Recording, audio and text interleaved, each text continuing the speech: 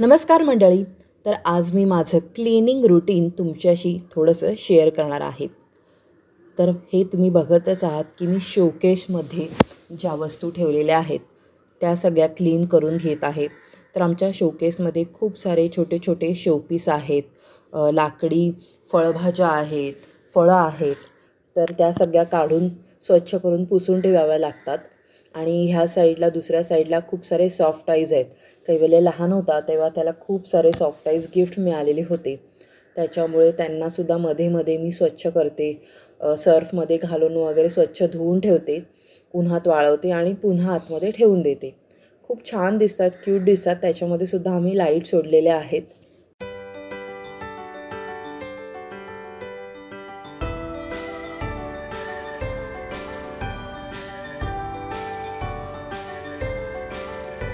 आणि बाकी ह्या सगळ्या काचा पहिले मी सर्फच्या पावडरने वगैरे स्वच्छ धुवून पुसून घेते आणि त्याच्यानंतर कॉलिनने स्वच्छ करून घेते आणि कोरड्या फडक्याने पुन्हा एकदा पुसून घेते. त्यामुळे काचा आहेत ना बरेच दिवस स्वच्छ राहतात आणि खरंच खूप लखलखीत अशा ट्रान्सपरंट दिसतात. तर हा गालाचा मी एक ब्रश ॲमेझॉनवरून मागवला होता. खूप छान आहे, बघू शकता तुम्ही. हे याला काथ्यासारखं असं टेक्स्चर आहे. तर ह्याच्यामुळे तुम्ही टाईल्स वगैरे खूप छान प्रकारे क्लीन करू शकता. आणि हे असं पण होतं, तर ज्या डायरेक्शनमध्ये तुम्हाला क्लीन करायचं आहे तसं हे फ्लेक्झिबल आहे. तर मी पण अजून यूज नाही केलं आहे, तर मी आता यूज करून बघते आणि तुम्हाला दाखवते. हे थोडंसं मी तुम्हाला बाथरूमच्या टाईल्सचं माझं रुटीन सांगते. तर ज्या टाईल्स असतात ना त्या सर्वात पहिले मी ओल्या करून घेते. ओल्या केल्यानंतर त्याच्यावरती आपण ब्ल्यू कलरचं जे हार्पिक असतं ते थोडंसं लावून घ्यायचं.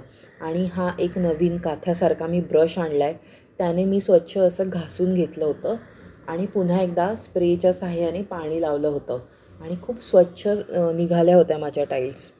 जर आपण कोरड्या टाईल्सवरती जर हार्पिक लावलं तर ते व्यवस्थित घासलं जात नाही आणि पसरत पण नाही, एका ठिकाणी ते जमून राहतं.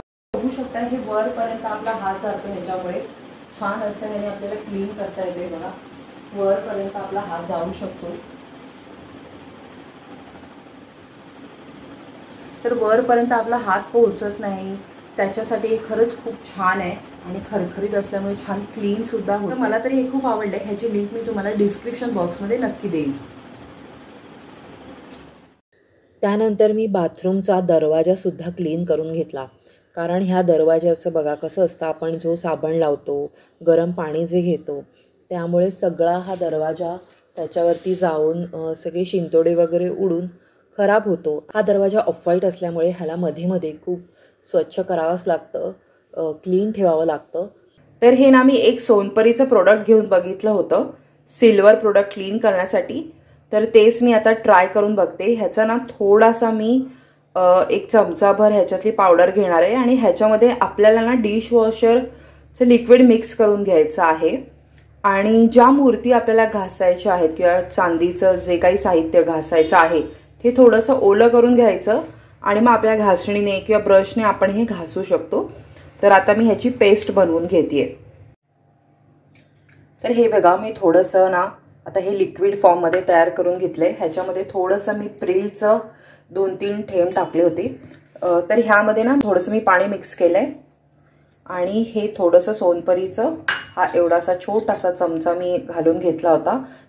तर मी थोडंसं जास्त हे लिक्विड फॉर्ममध्ये तयार करून घेतलंय, कारण मला थोडीशी जास्त भांडी क्लीन करायची आहेत. जसं की आपली गुलाबदाणी असते, म्हणजे गुलाबाचं पाणी आपण घेऊन शिंपडतो. आपल्याला आता मला हळदी कुंकासाठी ते हवंय आणि अत्तरदाणी सुद्धा, म्हणजे ह्या दोन्ही गोष्टी मला हव्या आहेत. तर त्याच्यासाठी ही दोन्ही प्रकारची भांडी, तबकं सगळं मला आता लागणार आहे हळदी कुंकासाठी. माझे करंडे सुद्धा थोडे छोटे आहेत, ते सुद्धा चांदीचे आहेत. तर ते सगळं क्लीन करण्यासाठी हे मी जरा जास्त प्रकारचं लिक्विड घेतलेलं आहे. आता मी फर्स्ट टाइम यूज करणार आहे, तर देवाना वगैरे क्लीन करून मी तुम्हाला दाखवते मला कसा इफेक्ट येतोय. तर आता मी आहे ना हे जे लिक्विड बनवलं आहे, जे तुम्हाला मी दाखवलं सोनपरीचं, ते ट्राय करून बघतीये. ते मी ट्राय करून बघणार आहे. फर्स्ट टाइमच मी ट्राय करते. तर तुम्हाला अजून एक टीप देते. हे बघा, हे मागच्या वर्षी मी घासून ठेवलं होतं व्यवस्थित आणि ह्याला ना मी प्लॅस्टिकच्या पिशवीमध्ये व्यवस्थित बंद करून ठेवलं होतं. त्याच्यामुळे हे तसंच एकदम स्वच्छ आहे. फक्त आता ह्याला थोडंसं मी क्लीन केलं ना तरी पण हे निघून जाईल, म्हणजे व्यवस्थित स्वच्छ राहिलं आहे. आणि तेच दुसरी गोष्ट दाखवते. ही अत्तरदाणी आहे बघा. ही काय आपल्याला दरवेळी लागत नाही पूजेसाठी. तर ही बघा, ही अत्तरदाणी आहे. ही काय सारखी आपल्याला लागत नाही, पण हिला मी नव्हतं पॅक केलेलं, त्यामुळे ही काळी पडलेली. ही बघा, भरपूर काळी झालेली आहे. तसाच हा पेला पण बघा. म्हणजे आपण जर गोष्टी स्वच्छ करून जर ठेवून दिल्या ना तर त्या व्यवस्थित राहू शकतात. चांदीच्या सुद्धा आपण प्लॅस्टिकमध्ये वगैरे त्यांना स्वच्छ करून ठेवून दिलं तर परत पुढच्या प्रोग्रामला आपल्याला त्या व्यवस्थित मिळू शकतात. तर आता मी तुम्हाला ट्रायल म्हणून हा जो माझा गणपती बाप्पाचं सिंहासन आहे ना तो क्लीन करून दाखवते. मी ब्रशनेच करते.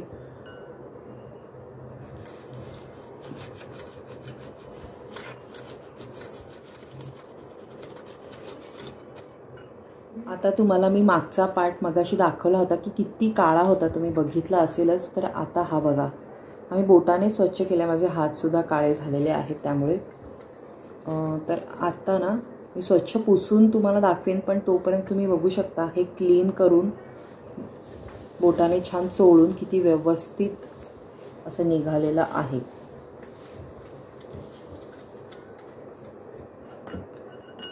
हे बघू शकता तुम्ही, खूप छान असं लख्ख झालेलं आहे, व्यवस्थित साफ झालेला आहे. आणि मागचा पण पार्ट बघू शकता तुम्ही, आणि हा पण बघू शकता. तर बऱ्यापैकी क्लीन झालेला आहे आणि अजिबात ह्याचा काही घाणेरडा वास वगैरे येत नाही आहे. जसा आपल्याला रुपेरीचा वगैरे खूप असा स्मेल येतो तसा नाही आहे. आणि हाताने मी घासते पण हाताला पण मला काही जळजळ वगैरे होत नाही. ह्याच्यातनं तुम्ही डिशवॉशर नक्की मिक्स करा आणि मूर्ती किंवा जे भांडं तुम्ही क्लीन करणार आहात ते पहिले पाण्यामध्ये ओलं करून घ्यायचं आहे. ही बाप्पाची मूर्ती बघा किती काळी झालेली आहे, बऱ्यापैकी काळी झाली आहे. आणि ह्याला मी ना रुपेरी लावलं होतं आणि रुपेरी ना माझं 2-3 दिवसात माझ्या मूर्ती लगेच काळ्या होतात. हे बघा, त्यामुळे हे मी सोनपरीचं त्यांची पावडर घेऊन बघितलेली आहे.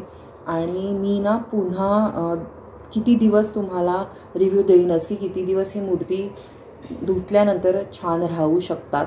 तर हा सुद्धा मी तुम्हाला रिव्ह्यू देईनच. आत्ता तरी मी तुम्हाला क्लीन करून तरी मला चांगले वाटत आहेत. किती दिवस राहतात टिकतं हे धुतल्यानंतर ते सुद्धा मी तुम्हाला नक्की कळवेन. आता हा ना एक पेल आहे बघा, किती काळा झालेला आहे. हा सुद्धा मी तुम्हाला करून दाखवते. हे लिक्विड बघा, हे लिक्विड मी बोटाने चोळते.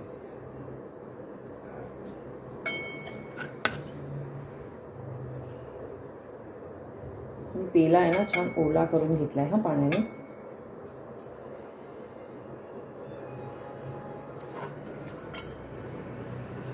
आता हा ना एक पेल आहे बघा, किती काळा झालेला आहे.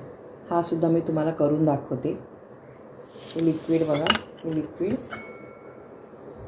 मी बोटाने चोळते.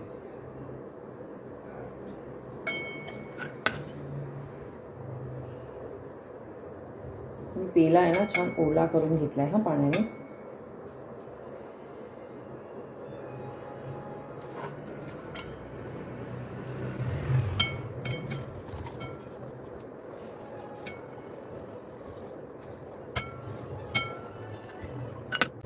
आणि तुम्ही इफेक्ट बघू शकता बघा, स्वच्छ झालेला आहे. ही जी प्लेन भांडी असतात ना ह्याला पितांबरीने आपण क्लीन करू शकतो. फक्त प्रॉब्लेम असतो ह्या मूर्तींचा, कारण ह्याच्यामध्ये आहे ना बऱ्यापैकी जी धूळ असते म्हणा ती लगेच जाऊन बसते. आणि चांदीला ना तर लगेचच इफेक्ट होतो. तुम्हाला माहितीच आहे की चांदी ही पटकन काळी पडते, तिच्यावरती प्रक्रिया होते हवेची त्याच्यामुळे. आणि प्लेन गोष्टींना काही फरक नाही पडत. तुम्ही पितांबरीने जरी क्लीन केले तरी त्या राहतात. आधीच्या पण मी तुम्हाला ज्या गोष्टी दाखवल्या आहेत तर ह्या पण मी पितांबरीने आधी क्लीन करून ठेवल्या होत्या आणि त्या मी पॅक करून ठेवलेल्या म्हणून त्या स्वच्छ आहेत. पण ज्या वस्तूंचा हवेशी संपर्क सतत येतो, जसं की ह्या देवाच्या ज्या मूर्ती आहेत त्या देवाऱ्यात असतात त्यामुळे त्यांचा हवेशी सतत संपर्क येतो, त्यामुळे त्या पटकन काळ्या पडतात. त्याच्यामुळे त्याच्यासाठी ही मी पावडर घेतली आहे विशेष करून. तर सर्व भांडी ना मी स्वच्छ करून घेतलेली आहेत. फक्त तुम्हाला एकदा पाण्याचा रंग दाखवते मी. बघा आता मी पुन्हा एकदा ना थोडंसं थेंबर डिशवॉशर घेणार आहे आणि त्याच्यात ना सर्व भांडी स्वच्छ करून घेणार आहे आणि देवसुद्धा. भांडी मी ह्यासाठी स्वच्छ करून घेणार आहे डिशवॉशरमध्ये, कारण ह्याच्यामध्ये मला खाण्याचे पदार्थ ठेवायचे आहेत. सो तुम्ही आता पाहू शकता की आम्ही क्लीन केलेली सगळी भांडी, देव छान असे लख्ख स्वच्छ झालेले आहेत या सोनपरी पावडरने.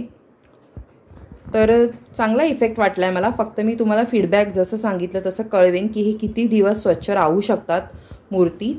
आणि इथे मी 2 तामणसुद्धा स्वच्छ करून घेतले होते. एक ताट आहे आणि एक तामण, त्याच लिक्विडने मी स्वच्छ केले होते. तर व्यवस्थित असे छान निघालेले आहेत. तर अर्थातच आपण सगळं जर टापटीप ठेवतोय तर आपण सुद्धा छान दिसायलाच पाहिजे. म्हणून मी माझं हेअर कलर करायला पार्लरमध्ये गेले होते, कारण खूप दिवस मी हेअर कलर केला नव्हता. तर जोशी क्रिएशनमधून ना ह्या अशा प्रकारच्या मी नथ घेतल्या होत्या. तर मी 6चा सेट घेतला होता. तर हा 35 रुपयाला एक होता.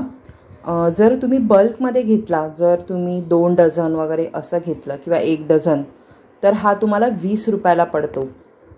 म्हणजे एक पीस 20 रुपयाला पडतो. तर आता ह्याच्यापासून मी रांगोळी तयार करणार आहे. ॲक्च्युली माझ्याकडे मी पहिले ब्लॅक रंगाच्या ह्याच्यावरती, म्हणजे असं मला साडी तयार करायची होती, मला साडीची रांगोळी तयार करायची होती, त्याच्यामुळे त्याच्यावरती मी ह्या नथ ठेवणार होत्या. पण माझ्याकडे ब्लॅक रंग कमी आहे, त्याच्यामुळे मी विचार करते काहीतरी वस्त्र ठेवून त्याच्यावरती ह्या नथ ठेवायच्या आणि पुढचा पदर वगैरे रांगोळीने पेंट करायचा. तर लेट्स सी, बघूया कसं होतं आहे. ह्यांचा क्रमांक, ह्यांचा वेगळा असा एक मी व्हिडिओ तुम्हाला शेअर केलेलाच आहे डिटेलमध्ये, तर तो सुद्धा तुम्ही पाहू शकता. तर माझ्याकडे इथे हे रेड कलरचं जे वेल्वेटचं वस्त्र आहे ते मी ट्राय करून बघवते की रांगोळीमध्ये कसं वाटेल. आणि पदर काढण्यासाठी मी इथे लाकडी पॅड ठेवलं होतं, म्हणजे त्याच्यावर मी रांगोळीने पदर हा रंगवू शकेन. पण त्यामुळे काय होत होतं की नथ जरी ठेवली तरी पण बाजूला साडीची बॉर्डर ही परत रंगवताना त्या वेल्वेटच्या कापडावरती ते रंग उडू शकतात. मग हा वस्त्र ठेवून जो रांगोळी काढण्याचा माझा जो प्लॅन होता तो मी कॅन्सल केला. आणि त्याच्यानंतर मी डिसाईड केले की आपण फक्त जर रांगोळीनेच पूर्ण व्यवस्थित अशी ही पैठणी रंगवली तर ती व्यवस्थित छान दिसेल. आणि रांगोळीचा जो इफेक्ट असतो ना तो वेगळाच असतो. मग आपण ते साड्यांवरती दागिने ठेवून ज्या रांगोळी बनवतो ते वेगळं, ते आर्टिफिशियल, आणि ही रांगोळी जी असते ते एक वेगळंच कॉम्बिनेशन असतं. त्यांचं जे कलरचं जे टेक्स्चर असतं त्याच्यामुळे खूप छान वाटतं. मग शेवटी ही मी माझी पैठणी साडीची जी रांगोळी होती ती सेम माझ्या पैठणीसारखीच मला काढायची होती. तर हा रंग टाकण्यासाठी एक साचा मिळतो, तो होता माझ्याकडे. तर माझ्या लक्षात आलं की जेव्हा आपण हाताने रंग टाकतो ना तेव्हा जास्त रंग लागतो, आणि माझा तर जास्तच पडतो जेव्हा मी चिमटीने रांगोळी काढते तेव्हा. त्याच्यामुळे ह्या ज्या साच्याच्या साहाय्याने मी रंग टाकला त्याच्यामुळे माझा रंग म्हणजे जास्त वेस्ट पण गेला नाही आणि हवा तितकाच व्यवस्थित तो रंग पुरलासुद्धा. आणि बघा ह्याच्यामुळे ना नितळ रंग पडतो, म्हणजे प्लेन पडतो, आपलं टेक्स्चर खूप छान दिसतं. ते जर आपण हाताने काढायला गेलो तर रंगसुद्धा जास्त लागतो आणि जाड, असं माझ्या तरी रेषा खूप जाड पडतात. तर त्याच्यामुळे मला खूप मदत झाली. माझा ब्लॅक कलरचा जो प्रॉब्लेम होता की मला वाटलं होतं संपूर्ण आपल्याला पुरेल की नाही आपली पैठणी संपेपर्यंत तो रंग उरला नाही, तर जी मला भीती वाटत होती तसं नाही झालं. मला सगळा रंग पुरला.